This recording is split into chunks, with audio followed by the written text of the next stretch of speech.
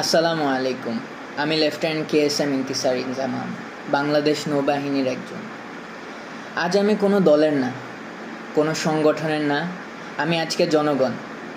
আজকে আমি জুলুমকারীদের বিরুদ্ধে ডাক।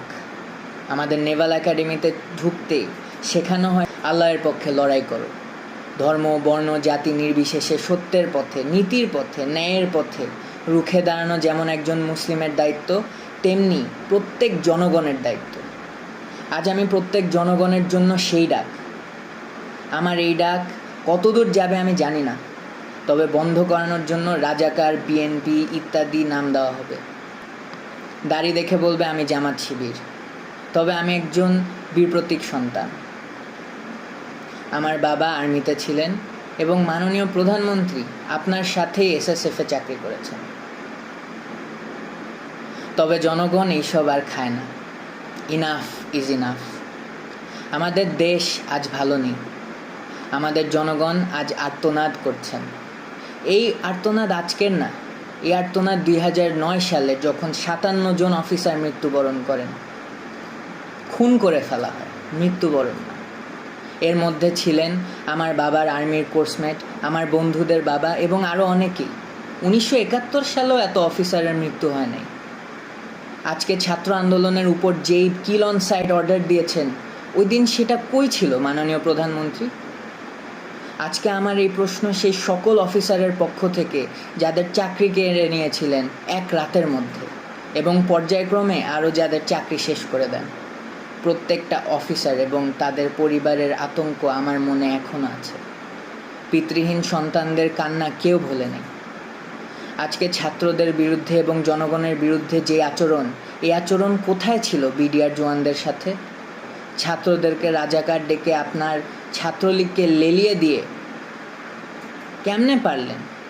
কিন্তু সেদিন অফিসাররা কিছু করতে চাইলে কোনো ধরনের সিদ্ধান্ত আপনি দিতে পারলেন না। তো আপনার 2012 সালের থেকে আপনার দাড়ি পরা ছেলে রাস্তায় দেখলেও তাকে তুলে নিয়ে যান।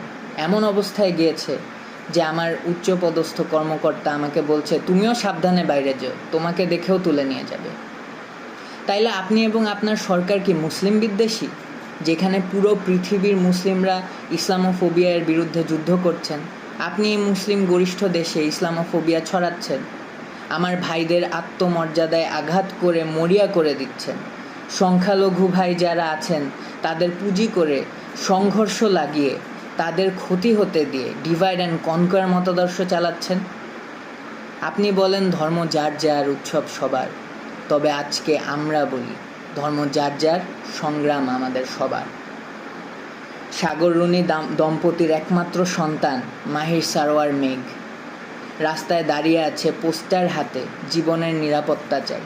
2012 সালে তাদের বাসায় ঢুকে 6 বছরের শিশু মেঘের চোখের সামনেই তার মা বাবাকে নৃশংসভাবে খুন করা হয়েছে। তকিয়ের পিতা রফিউর রাব্বি এর পোস্ট।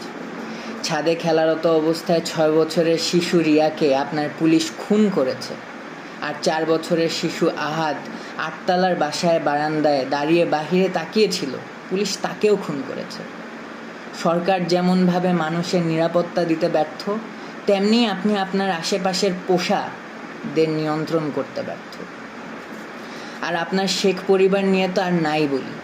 প্রত্যেকটা মসজিদে জোরপূর্বক দোয়া করাচ্ছেন, আবার এরা এদের মতো সন্ত্রাসবাদ আচরণ চালিয়ে দেশের মানুষদের ক্ষতি করতেই আছে। ছোট ছোট বাচ্চাদের 2020-এ সুশীলদের ভিতর থেকে যারা সৎসাহসী প্রতিবাদী, এরা সবাই ক্ষতিগ্রস্ত। এবং তার সাথে যুক্ত হলো মেজর সিনহা এবং আবরার ফাহাদের হত্যা। এখন এসেছেন ছাত্র আন্দোলনের বিরুদ্ধে শ্যুট করার বেআইনি সিদ্ধান্ত নিয়ে, এবং এর মধ্যে ডিফেন্সকে জড়িত করে আমাদের আত্মমর্যাদা এবং নৈতিকতার প্রশ্ন এনেছেন। এই জন্যই আজকে আমি একটা জুনিয়র অফিসার হয়েও সকল সশস্ত্র বাহিনীর অফিসার এবং সৈনিকদের পক্ষ থেকে তীব্র প্রতিবাদ জানাচ্ছি। আপনার কারণে আজ সারা বিশ্বের সামনে আমরা লজ্জিত, এবং আমাদের ভাই বোনদের সামনেও আমরা সমালোচিত। ছাত্রদের ছোট একটা আন্দোলন, সেইটার উপায় না করে কেন আপনার এই গেদর লীগকে আমাদের ছাত্রদের উপর লেলিয়ে দিলেন? কেন? এখন আর এটা ছাত্র আন্দোলন পর্যায়ে নেই ম্যাডাম। আপনার এবং আপনার প্রসাদের সময় শেষ ইনশাআল্লাহ। আজ আমার বার্তা শেখ হাসিনার কাছে না, আজ আমার বার্তা সবার আগে আমার সৈনিক, নেভির নাবিক এবং এয়ারফোর্সের এয়ারম্যানদের নিকট। আপনারা আমাদের ভাই, আপনাদের শক্তিতে শক্ত 3 বাহিনী। আপনারা যদি চান জনগণের পক্ষে, আপনারা সবচাইতে বড় ঢাল। অফিসার আছে, চেইন অফ কমান্ড আছে, তবে এইসব বানানো কি দালাল রাজনীতিবিদের চাকরগিরি করতে? বীর সৈনিকদের এই কলিজা? আমি জানি যে আপনাদেরও ভিতর অনেক ক্ষোভ, সত্যের পথে দাঁড়াতে না পেরে। আজকেই সময়, এই হয় জনগণের পক্ষে অস্ত্র ধরেন অথবা ভুলে যান যে আপনি একজন সৈনিক। Sir, I am reaching out to all my seniors and juniors within the 3 forces. This is that historic moment, sir. This is when you choose the right side. Let's make a difference. Sir, আমি আপনাদেরকে একজন একজন করে rich করতে পারিনি, কারণ কার মনে কি সেটা বোঝা আমার পক্ষে সম্ভব না। আমার এই জন্যই বের হয়ে আসতে হলো, কারণ আমাদের মনের কথা কারো না কারো তুলে ধরতেই হবে। তার জন্য হলাম আমি বলির বকরা। সবাই আমরা সুসন্তান। আমি জানি আপনারা জনগণের পক্ষ যেতে দ্বিধাগ্রস্ত হবেন না। Either take power to assist the citizens of the nation to make things right. Sir, 3 বাহিনীর প্রধান স্যারদের নিকট কিছু কথা। জেনারেল আজিজ, বেনজির, হারুন, বিপ্লব কুমার, এদেরকে দেখেন এবং অন্যান্য সকল তাদের ফলেন পনদেরকে দেখেন। তাদের ব্যবহার শেষ, তাদেরকে টিস্যুর মতো ফেলে দেওয়া হয়েছে, যদিও তারা এককালে দুর্নীতি রাজার মতো করেছে। স্যার, সশস্ত্র বাহিনী কোনো পুতুল বাহিনী না। আজকে আপনাদের সিদ্ধান্তের উপর আমাদের পূর্বের এবং আগামীর আত্মমর্যাদা নির্ভর করে। স্বার্থান্বেষী সরকার কার স্বার্থে চলে সেটা আমরা সবাই বুঝি। তাই স্যার, দিন শেষে আপনারাই লুজার। কেননা আজ এই খুনি শোষকদের পক্ষে থাকলে দিন দুনিয়া দুইটাই হারালেন। আমাদের কাজ শেখ হাসিনার জন্য মূর্তি বানানো না, বা লেডিস ক্লাব চালানো না, বা সরকারের পক্ষে পাচাটা কর্মকাণ্ড করা না। যদি থাকতেই হয় তাহলে জনগণের পাশে থাকা। আমাদেরকে ব্যবহার করে করে আমাদের মধ্যে রাজনীতি যেভাবে প্রবেশ করিয়েছে এই সরকার, তার উত্তর দিতে হবে। অনুচ্ছেদ 45 হিসাবে সকল বাক স্বাধীনতা ফেলে দিয়ে বোবার মতো চললেও দিন শেষে আমাদেরও বিবেক আছে, ধর্ম আছে, আমরাও মানুষ। এটাই সেই সময় বিবেকের পক্ষে দাঁড়ানোর। এই সিস্টেম বদল আনতেই হবে। জাতি পঙ্গু হয়ে যাচ্ছে, যেটার পরিচয় আমরাই। আমরা এতটাই জিম্মি হয়ে গিয়েছি যে আমাদের ঠিককে ঠিক বলার ক্ষমতা নেই। আমাদের সম্মান, ঐতিহ্য এবং মূল্যবোধ তুলে ধরার সময় আজকেই। অবসরপ্রাপ্ত অফিসারদের প্রতি আহ্বান আমার, আপনারা অনেকেই সত্যের পক্ষে দাঁড়াতে চাকরি হারিয়েছেন, সম্মান হারিয়েছেন। আজকে গত 15 বছরের জবাব দেওয়ার সময় চলে এসেছে। জনগণের প্রতি আহ্বান আমার, 2009 গেল, আপনারা অফিসার না, তাই অফিসারদের মৃত্যুর পক্ষে সংগ্রাম করেন নাই। এরপর আবার 2018-তে ওরা এসেছিল 18-র কোটা আর নিরাপদ সড়ক চাই আন্দোলনের ছোট ছোট বাচ্চাদের, ছেলে মেয়েগুলোকে গুম খুন করতে। এবারও আপনি কিছু বললেন না, কারণ এই ছেলে মেয়েগুলো আপনার সন্তান না। 2020-এ ওরা আবার এসেছিল সুশীলদের ভিতর থেকে, যারা সৎসাহসী প্রতিবাদী, তাদেরকে গুম খুন করতে। তারপরে আপনি কিছু বলেননি, কারণ আপনি ওদের মতো সুশীল না। এখন 2024-এ ওরা এসেছে আপনাদের নিজেদের সন্তানদেরকে গুম খুন করতে। এখনও আপনারা বলছেন আপনার সন্তান না? যেদিন আপনার সন্তান হবে সেদিন পর্যন্ত অপেক্ষা করবেন?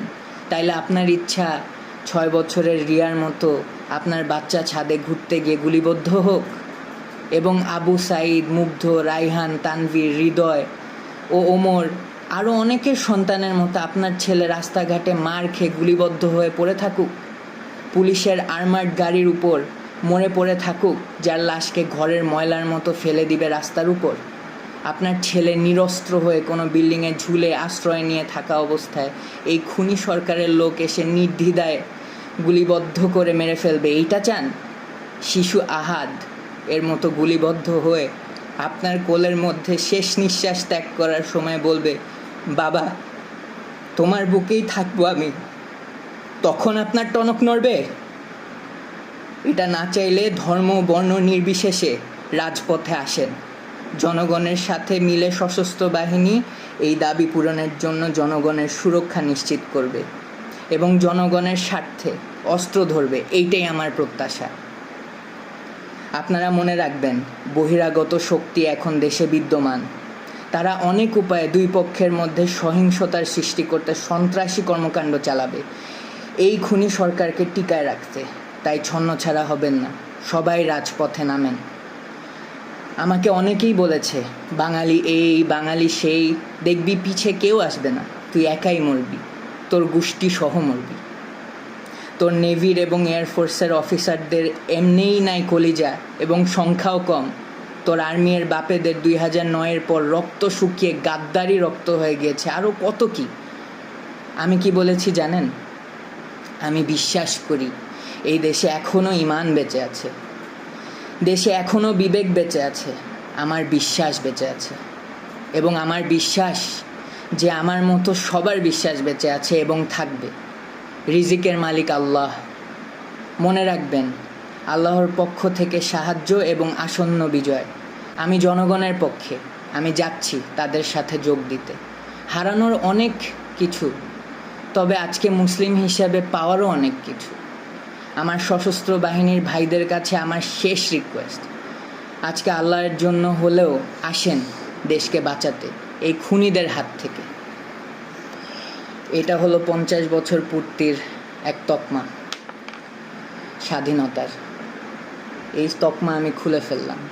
এরপরে যতগুলো তকমা লাগবে প্রত্যেকটা বুলেটের এক একটা রক্তের দাগ হিসাবে তকমা। ফি আমানিল্লাহ।